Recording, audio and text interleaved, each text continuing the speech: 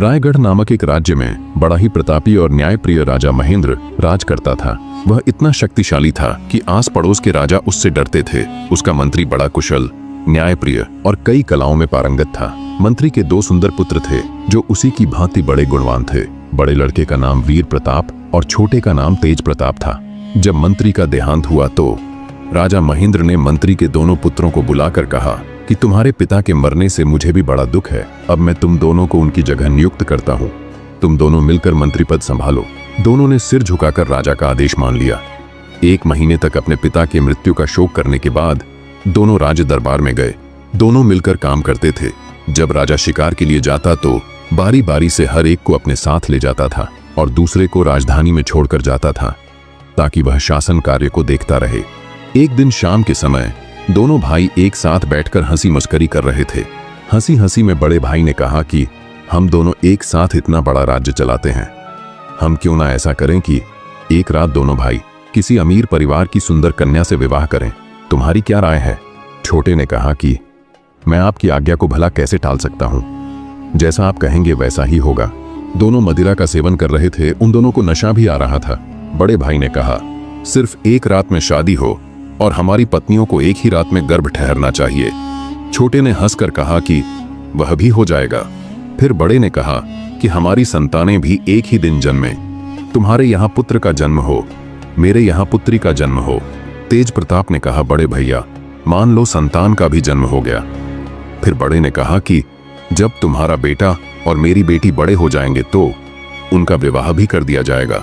छोटे भाई ने कहा, इससे अच्छी क्या बात हो सकती है कि मेरे बेटे की शादी आपकी बेटी से हो। वीर प्रताप ने कहा, मैं अपनी बेटी की शादी तुम्हारे बेटे से एक ही शर्त पर करूंगा। छोटे ने कहा, कौन सी शर्त है? वीर प्रताप ने कहा, मैं शादी में तुमसे 9000 सोने के सिक्के और 10 सुंदर सुंदर दासियां लूंगा, तभी अपनी बेटी की शादी तुम्हारे बेटे से करूंगा। छोटे ने मजाक को बढ़ाते हुए कहा, यह आप कैसी बातें कर रहे हैं? लड़के वाले दहेज कहाँ देता है? लड़के वाले तो दहेज लेते हैं। आपको तो यह होना चाहिए कि शादी में 2-4 गांव और 10-20 दसिया दहेज में मुझे दें, न कि मुझसे दहेज लें। इसी तरह मजाक आगे बढ़ता गया, किंतु बड़ा भाई गुस्से वाली स्वभाव का था। वह छोटे पर गुस्सा हो गया और बोला, तुम समझते हो कि तुम्हारा बेटा का मान सम्मान में मेरी बेटी से अधिक है। मैं तो आशा करता था कि तुम मेरी बेटी की अपने बेटे से ज्यादा मान सम्मान करोगे, लेकिन ऐसा लगता है कि तुम उसका बड़ा अपमान करो।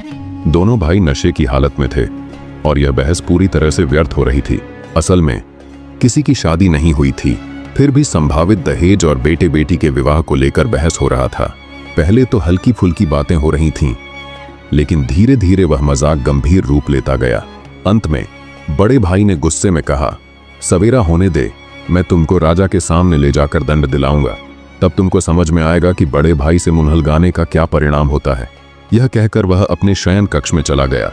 छोटा भाई भी अपने कमरे में आया और पलंग पर लेट गया, लेकिन उसे रात भर नींद नहीं आई। वह गुस्से से जलता भुनता रहा और सोचता रहा कि यह बड़े भैया मामूली सी बातों पर भी इस तरह की बात कर रहे हैं। अगर कोई गंभीर मुद्दा सामने आया तो वह क्या करेगा? रात भर उसके मन में यह सवाल घूमता रहा और वह अपने बड़े भाई के साथ रिश्ते के बारे में चिंतित हो गया। दूसरे दिन सुबह वीर प्रताप राजा के साथ शिकार पर चला गया और इधर छोटा भाई तेज प्रताप ने बहुत से रत्नाभूषण आदि एक मजबूत घोड़े पर लाद लिया और बहुत सी खाने पीने का सामान रखा और रायगढ़ राज्य को छोड़कर चल दिया। सेवकों से कह दिया कि वह 1-2 दिन के लिए दूसरे राज्य जा रहा है। वह दूर देश की राह पर चल पड़ा। बहुत दिनों की कष्टप्रद यात्रा के बाद उसका घोड़ा बीमार हुआ और मर गया। वह बेचारा अपना सामान कंधे पर रखकर पैदल ही चलने लगा। एक गांव से होते हुए वह प्रतापनगर राज्य की ओर बढ़ रहा था। उसे एक घुड़सवार उसी तरफ जाता हुआ मिला। घुड़सवार को उस पर दया आ गई और उसने तेज प्रताप को अपने पीछे घोड़े पर बिठा लिया और प्रतापनगर राज्य तक पहुंचा दिया। प्रतापनगर में पहुंचते ही तेज प्रताप ने देखा कि सड़क के दोनों ओर भारी भीड़ उमड़ी हुई थी। उत्सुकता से उसने अपने चारों ओर नजर दौड़ाई। लोग किसी विशेष व्यक्ति की प्रतीक्षा में खड़े थे। कुछ ही पलों बाद एक भव्य शाही सवारी दिखाई दी। सवारी के आगे पीछे नौकर चाकर और अंगरक्षक चल रहे थे। सजीले वस्त्र और शानदार पोशाक में सजे एक प्रभावशाली व्यक्ति की सवारी थी। तेज प्रताप ने समझ लिया कि यह प्रतापनगर राज्य का कोई महत्वपूर्ण अधिकारी या मंत्री है। लोग झुक झुक कर उस मंत्री को प्रणाम कर रहे थे। तेज प्रताप भी विनम्रता से आगे बढ़ा और हाथ जोड़कर नमस्कार किया। मंत्री की दृष्टि उस पर पड़ी। तेज प्रताप का विदेशी पहनावा, उसकी राजसी मुद्रा और चेहरे पर उच्च कुलीनता की झलक देखकर मंत्री को आश्चर्य हुआ। उसने गहरी नजरों से तेज प्रताप को देखते हुए पूछा, तुम कौन हो, कहां से आए हो? तेज प्रताप ने विनम्रता से उत्तर दिया, महोदय, मैं रायगढ़ नगर का निवासी हूं। कुछ पारिवारिक कारणों से मेरे संबंधियों के साथ झगड़ा हो गया, इसीलिए मैं अपने देश को छोड़कर दूर देश चला आया। मंत्री ने तेज प्रताप के उत्तर को ध्यानपूर्वक सुना। उसकी वाणी की गंभीरता और हाव भाव से प्रभावित होकर मंत्री ने कहा, इस तरह तुम कहां इधर उधर घूमते फिरोगे? यदि तुम चाहो तो मेरे साथ चलो, यहां तुम्हें सभी सुख सुविधा मिलेगी और कोई चिंता भी नहीं रहेगी। मंत्री के प्रस्ताव से तेज प्रताप आश्वस्त हुआ और उसके साथ जाने का निश्चय कर लिया। तेज प्रताप अब मंत्री के साथ रहने लगा। अपनी चतुराई, विद्वता और व्यवहार से उसने शीघ्र ही मंत्री का विश्वास और स्नेह अर्जित कर लिया। मंत्री उसकी प्रतिभा और विनम्रता से अत्यधिक प्रभावित हुआ। धीरे धीरे दोनों के बीच गहरी आत्मीयता स्थापित हो गई। एक दिन मंत्री ने तेज प्रताप को एकांत में बुलाया। चेहरे पर गंभीरता और आवाज में स्नेह का भाव लिए मंत्री ने कहा, बेटे, अब मेरी उम्र ढल चुकी है। मुझे नहीं लगता कि मैं अधिक समय तक जीवित रह पाऊंगा। मेरी केवल एक ही संतान है, मेरी बेटी। वह अत्यंत सुंदर और गुणवान है। अब वह विवाह योग्य हो चुकी है। राज्य के कई सामंत और धनी मानी लोग उसका विवाह प्रस्ताव लेकर आए हैं, परंतु मैंने उन्हें स्वीकार नहीं किया।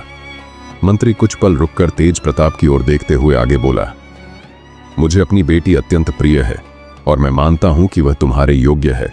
यदि तुम्हें कोई आपत्ति न हो तो मैं राजा से अनुमति लेकर तुम्हारा विवाह अपनी बेटी से कर दूं। इसके साथ ही मैं तुम्हें अपना उत्तराधिकारी बनाऊंगा और अपनी समस्त संपत्ति तुम्हारे नाम कर दूंगा। मंत्री पद भी तुम्हें सौंप दूंगा। तेज प्रताप ने मंत्री की बातों को ध्यान से सुना और फिर गंभीर स्वर में कहा, मैं आपको अपना बुजुर्ग मानता हूं और जो कुछ भी आपका आदेश होगा मैं उसे बिना किसी आपत्ति के पूरा करूंगा। मंत्री को तेज प्रताप की स्वीकृति पर खुशी से भरकर आभार व्यक्त किया और फिर विवाह की तैयारियां शुरू कर दिया। उसने नगर के प्रतिष्ठित और महत्वपूर्ण व्यक्तियों को एकत्रित करने के लिए संदेश भेजा ताकि इस खुशखबरी को सभी के बीच साझा किया जा सके। जब सभी लोग एकत्र हो गए तो तेज प्रताप ने उन्हें एक ओर ले जाकर मंत्री से कहा, मुझे आपसे एक महत्वपूर्ण बात करनी है। मैंने अब तक अपने कुटुंब के बारे में किसी को कुछ नहीं बताया है, लेकिन अब मैं इसे स्पष्ट करता हूं। मैं रायगढ़ राज्य का निवासी हूं और मेरे पिता रायगढ़ के राजा के मंत्री थे। हम दोनों भाई हैं और मेरा बड़ा भाई मुझसे उम्र में बड़ा है। मेरे पिता की मृत्यु के बाद राजा महेंद्र ने हम दोनों भाइयों को उनके कार्यों का जिम्मा सौंपा था। हम दोनों भाई अच्छे से अपना कार्य निभा रहे थे, लेकिन एक दिन मेरे और मेरे बड़े भाई के बीच किसी बात को लेकर तीखी बहस हो गई। उसने मुझसे ऐसे कटु शब्द कहे जिन्हें सहन करना मेरे लिए कठिन था और इसी कारण मैंने देश छोड़ने का निर्णय लिया। मंत्री ने जब यह वृत्तांत सुना तो और भी प्रसन्न हुआ। उसने सोचा कि यह तो बहुत अच्छी बात है कि यह भी मंत्री का बेटा निकला। उसने एकत्र हुए नागरिकों से कहा, मैं एक बात में आपकी सलाह लेना चाहता हूं। मेरा एक मित्र रायगढ़ राज्य के राजा का मंत्री है। उसका केवल एक पुत्र है। उसने रायगढ़ में अपने बेटे का विवाह नहीं करना चाहा और उसे यहां मेरे पास भेज दिया ताकि मैं उसका विवाह करके उसे अपने पास रखूं। आप क्या कहते हैं? सभी ने एक स्वर से कहा कि बहुत ही अच्छी बात है। भगवान वर वधू को हमेशा खुश रखे। मंत्री ने सब लोगों को भोजन कराया और शादी की मिठाई बांटी। पुरोहित ने आकर विवाह संपन्न किया। फिर सब लोग मंत्री के घर से विदा हो गए। अगले दिन मंत्री ने अपने सेवकों को आदेश दिया कि वे तेज प्रताप को स्नान कराए। सेवकों ने उसकी सेवा में कोई कसर नहीं छोड़ा। स्नान के बाद तेज प्रताप ने अपनी आदत के अनुसार साधारण कपड़े पहनने की इच्छा जताई, लेकिन मंत्री के सेवकों ने उसे रत्न जड़ित और मूल्यवान वस्त्र पहनाए जो मंत्री ने उसके लिए बनवाए थे। अब पूरी तरह से सजे धजे तेज प्रताप ने मंत्री के पास आकर प्रणाम किया। मंत्री उसे देखकर बेहद प्रसन्न हुआ। उसने प्यार से तेज प्रताप को पास बिठाया और फिर मंत्री ने कहा, तुम रायगढ़ के मंत्री के बेटे हो, फिर भी तुमने प्रदेश में रहना क्यों निर्णय लिया? ऐसी क्या बात हो गई थी कि तुम दोनों भाइयों के बीच इस कदर विवाद हुआ कि तुम्हें अपना घर छोड़ना पड़ा? अब तुम मेरे दामाद हो। हम अब एक ही परिवार के हैं और हमारी एकता अपरिहार्य है। तुम अब मुझसे कोई भेद नहीं रखना। मुझे बताओ, क्यों छोड़ा तुमने अपना घर? मंत्री की आवाज में सच्ची चिंता और सहानुभूति थी। तेज प्रताप के लिए यह क्षण बहुत महत्वपूर्ण था। अब उसे अपने अतीत को पूरी तरह से सामने लाने का समय था। तेज प्रताप ने मंत्री से अपनी पूरी कहानी साझा किया। उसने सविस्तार बताया कि कैसे हंसी हंसी में कही गई एक बात ने अंततः एक कटु विवाद का रूप ले लिया। मंत्री ने उसे ध्यान से सुना और फिर यह सुनकर हंसी नहीं रोक पाया। मंत्री ने हंसते हुए कहा, इतनी सी बात पर तुम अपने भाई से अलग हो गए और अपना देश छोड़ दिया। यह तो बेकार का झगड़ा था। जो तुम दोनों का एक साथ विवाह होने का विचार कर रहे थे और तुम दोनों के यहां एक पुत्र और एक पुत्री होते और फिर उनके विवाह में दहेज का सवाल भी उठता, लेकिन तुम्हारे भाई की ज्यादती थी कि उसने इस हल्की सी बात को इतनी बढ़ा चढ़ाकर पेश किया। मंत्री ने आगे कहा, तुम्हारा देश छोड़ना समझदारी का कदम नहीं था, लेकिन मेरे सौभाग्य से इसने मुझे तुम्हारे रूप में एक अच्छा दामाद और सहायक मिल गया। खैर, अब इस पर विचार करने का समय नहीं है। तुम अपनी दुल्हन के पास जाओ, वह तुम्हारा इंतजार कर रही है। तेज प्रताप ने मंत्री की बात मानी और तुरंत अपनी पत्नी के पास जाने के लिए उठ खड़ा हुआ। मंत्री का आशीर्वाद उसके साथ था और तेज प्रताप अब नए जीवन की शुरुआत करने के लिए तैयार था। उधर विजय प्रताप ने भी विवाह कर लिया। संयोग से उसका विवाह उसी दिन और उसी समय पर हुआ जब तेज प्रताप का विवाह प्रतापनगर में हो रहा था। इससे भी अजीब बात तो यह थी कि 9 महीनों के बाद एक ही दिन तेज प्रताप के घर में पुत्र और विजय प्रताप के यहाँ कन्या का जन्म हुआ। तेज प्रताप के पुत्र का नाम अमर रखा गया। प्रतापनगर का मंत्री नाती के जन्म पर बहुत ही प्रसन्न हुआ। उसने बहुत बड़ा समारोह किया और अच्छी तरह से सेवकों को इनाम और फकीरों को भिक्षा दिया। फिर कुछ दिन बाद वह तेज प्रताप को शाही दरबार में ले गया और राजा से निवेदन किया कि मेरी जगह मेरे दामाद को मंत्री बना दीजिए। वह पहले भी कई बार उसे दरबार में ले गया था और राजा तेज प्रताप की बुद्धि और चातुर्य से प्रभावित था, जिसके कारण उसने बगैर किसी हिचक के तेज प्रताप को अपना मंत्री बना दिया।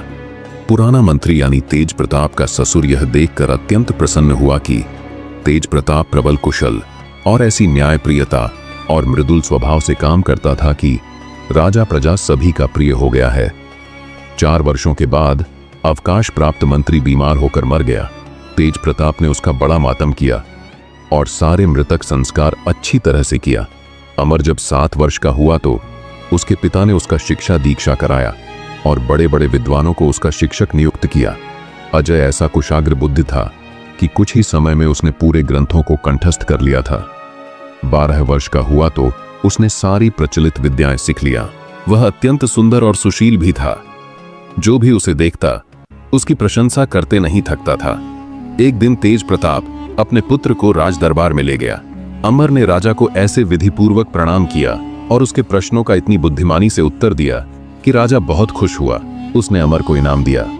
तेज प्रताप अपने पुत्र के प्रशिक्षण पर बहुत ध्यान दिया करता था और बराबर उसे ऐसी अच्छी अच्छी बातें सिखाता था। इसी तरह कई वर्ष निकल गए। फिर एक दिन तेज प्रताप बीमार पड़ गया। किसी इलाज से वह ठीक नहीं हो पा रहा था और उसकी बीमारी बढ़ती चली जा रही थी। अपना अंत समय आता देखकर उसने अपने बेटे अमर को अपने निकट बुलाकर कहा, बेटे, यह जीवन नश्वर है और संसार अमर है। तुम मेरे मरने पर दुख नहीं करना और भगवान की इच्छा समझकर संतोष कर लेना। और अब मैं जो कहता हूं उसे ध्यान से सुनो। मुझे आशा है कि मैं जैसा कहूंगा वैसा ही तुम करोगे। मैं वास्तव में रायगढ़ राज्य का निवासी हूं। मेरे पिता वहां के राजा के मंत्री थे। उनके मरने पर मैं और मेरा बड़ा भाई विजय प्रताप दोनों को मंत्री बना दिया गया। मेरा बड़ा भाई अब तक वहां का मंत्री है, लेकिन मैं किसी कारण से यहां चला आया। उसने एक संदूक से एक कागज निकालकर बेटे को दिया और कहा, फुर्सत से इसे पढ़ना। इसमें तुम्हारे सभी सवालों का जवाब मिलेगा। मेरे विवाह और तुम्हारे जन्म की तिथियां भी इसमें लिखा हुआ है। अमर को पिता की मृत्यु स्विंगर्श देखकर बड़ा रंज हुआ। वह रोने चिल्लाने लगा। तेज प्रताप ने बेटे से कहा, अब मैं कुछ देर ही का मेहमान हूं। मैं इस अंतिम समय पर तुम्हें कुछ उपदेश दे रहा हूं जिन्हें तुम हमेशा याद रखना। पहली बात तो यह है कि किसी से बहुत घनिष्ठ मित्रता नहीं करना, नहीं तो जब कोई घनिष्ठ मित्र धोखा देता है तो वह घाव इतना गहरा होता है कि सहना कठिन हो जाता है। इसलिए संबंधों में एक सीमा बनाए रखना जरूरी है। दूसरी यह कि कभी भी किसी पर अत्याचार मत करना। याद रखना, यदि तुम लोगों के साथ अन्याय करोगे तो एक दिन वही अन्याय तुम्हारे सामने भी खड़ा हो जाएगा। तीसरी बात यह है कि अपने वचन पर हमेशा नियंत्रण रखना। कभी भी ऐसी बात मुंह से मत निकालना जिससे तुम्हें बाद में लज्जित होना पड़े। चौथी बात यह है कि कभी भी मदिरा का सेवन मत करना। मदिरा न केवल स्वास्थ्य के लिए हानिकारक होती है, बल्कि यह बुद्धि को भी भ्रष्ट कर देती है। जब बुद्धि भ्रष्ट हो जाती है तो आदमी सही गलत का भेद नहीं कर पाता है। पांचवी बात यह है कि हमेशा हाथ रोक कर खर्च करना। मितव्ययिता को अपने जीवन का सिद्धांत बनाओ। इसका मतलब यह नहीं कि इतना कंजूस बन जाओ तुम्हारा मजाक उड़ाए, लेकिन इतना भी खर्च मत करना कि निर्धन हो जाओ। याद रखना, धनवान के पास हजारों दोस्त होते हैं, लेकिन जब धन समाप्त हो जाता है तो कोई उसका हाल तक पूछने नहीं आता है। तेज प्रताप ने अमर की आंखों में देखते हुए अपने अंतिम शब्द कहे। ये उपदेश उसके जीवन का सार थे, जिन्हें उसने कठिन अनुभवों से सीखा था। अमर ने अपने पिता की हर बात को ध्यान से सुना और उनके इन अमूल्य उपदेशों को सदा के लिए अपने मन में बसा लिया। जब वह मर गया तो अमर ने बड़े समारोह पूर्वक अपने पिता का अंतिम संस्कार किया। अब अमर उस देश की रीति के अनुसार 1 महीने तक घर में बैठकर पिता की मृत्यु का मातम किया। इस पर राजा ने आपत्ति नहीं जताया, किंतु अमर को पिता के मरने का इतना शोक हुआ कि इसके बाद भी वह दरबार में नहीं गया। जब दूसरा महीना भी बीत गया तो राजा को बड़ा क्रोध आया। उसने अमर के बजाय दूसरे व्यक्ति को मंत्री नियुक्त कर दिया और एक दिन नए मंत्री को आज्ञा दी कि पुराने मंत्री की जमीन जायदाद जब्त कर लो और अमर को गिरफ्तार करके मेरे सामने लाओ। नया मंत्री सिपाहियों की एक टुकड़ी लेकर अमर के घर की ओर चला। अमर के एक गुलाम ने यह देख लिया और वह दौड़कर अपने स्वामी के निकट गया और उसके पांवों पर गिरकर उससे बोला कि आप तुरंत घर छोड़कर यहां से चले जाइए। अमर ने पूछा कि आखिर बात क्या है। गुलाम ने कहा कि अधिक कुछ कहने सुनने का समय नहीं है। राजा ने आपकी संपत्ति जब्त करने और आपको गिरफ्तार करने का आदेश दिया है और नया मंत्री राजमहल से सिपाही लेकर निकल चुका है। अमर यह सुनकर घबरा गया और बोला कि मैं कुछ रत्न और रुपया पैसा ले लेता हूं। गुलाम ने कहा कि कुछ नहीं लीजिए, सिर्फ अपनी जान लेकर निकल जाइए, क्योंकि मंत्री का आदमी किसी क्षण भी इस मकान में प्रवेश हो सकता है। अमर अपने घर के पीछे वाले रास्ते से निकालकर चला गया। अमर पैदल चलता जा रहा था। चलते चलते सूरज डूब गया। वह शमशान घाट के पास पहुंच गया। उसके श्मशान पहुंचते पहुंचते सूरज डूब गया और वह वहीं बैठकर रात बिताने लगा जहां उसके पिता का अंतिम संस्कार हुआ था। वह शमशान घाट में बैठा ही था कि उसको एक व्यापारी से भेंट हुई। व्यापारी ने अमर को पहचाना और कहा कि आप यहां इतनी रात में क्या कर रहे हैं। अमर ने कहा कि मैंने स्वप्न में अपने पिता को देखा था, जो नाराज होकर मुझसे कह रहे थे कि तू मुझे बिल्कुल भूल गया है। मेरा अंतिम संस्कार करने के बाद एक बार भी नहीं आया है, इसीलिए मैं परेशान होकर तुरंत ही घर से चल पड़ा और यहां पहुंच गया। इसीलिए मैंने कोई सेवक आदि भी अपने साथ नहीं लिया।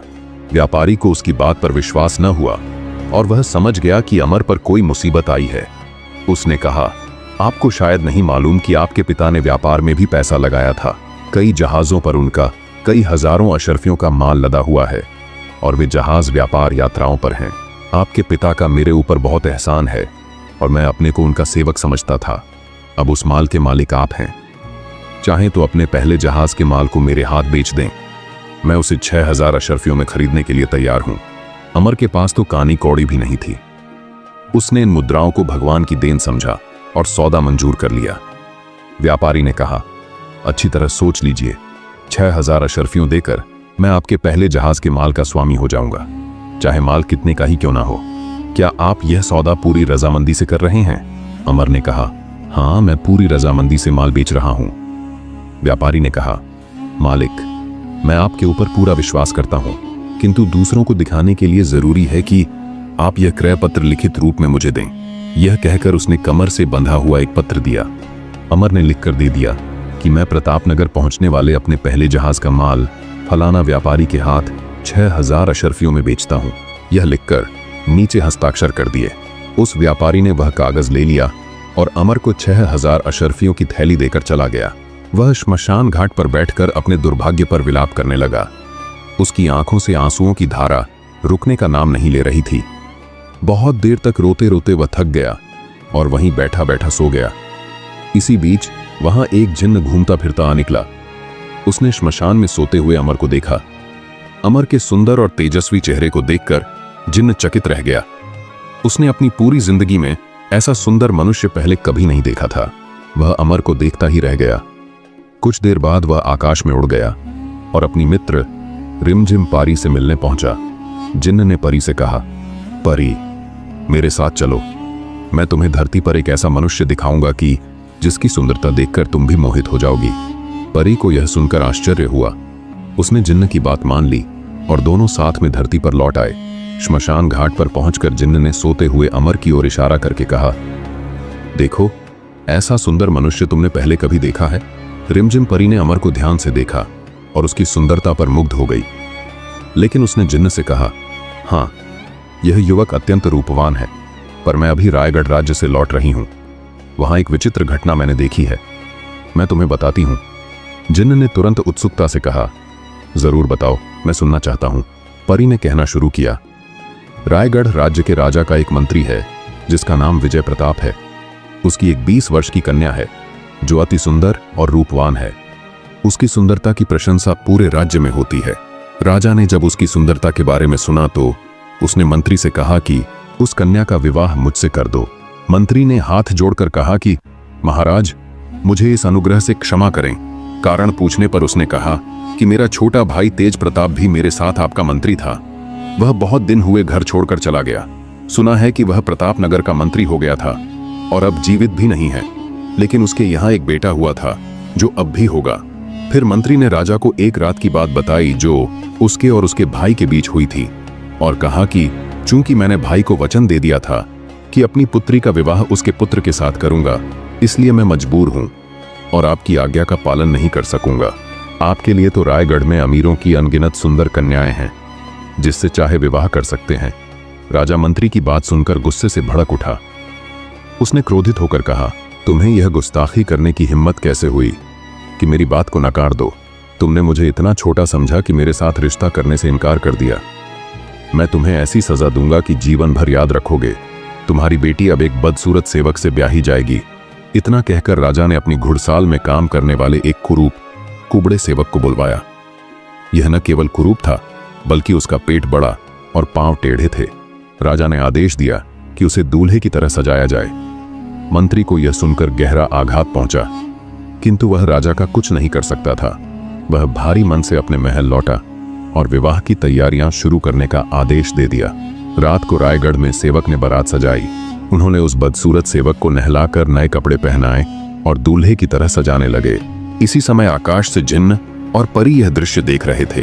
परी ने जिन्न से कहा, यह कितनी अन्यायपूर्ण और दुखद स्थिति है।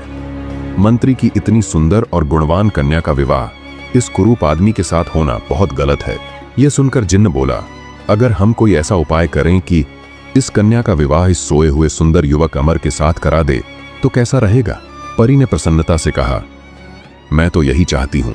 अगर हम उस कुरूप आदमी को धोखा देकर उसकी जगह इस सुंदर युवक को दूल्हा बना दें तो मंत्री और उसकी पुत्री का सम्मान भी बच जाएगा और राजा को उसके अनुचित आदेश का उचित परिणाम भी मिल जाएगा।